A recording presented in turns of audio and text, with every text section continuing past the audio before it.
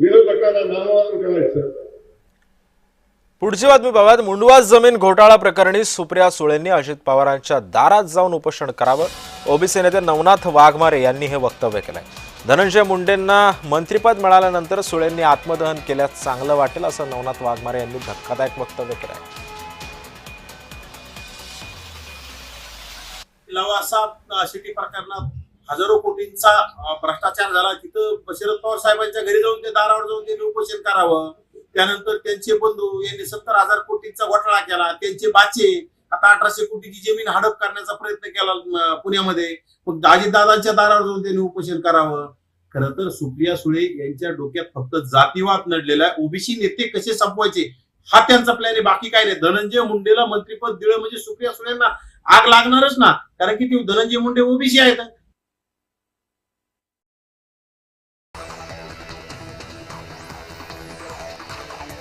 चाकण तळेगाव मार्गावर म्हाळुंगे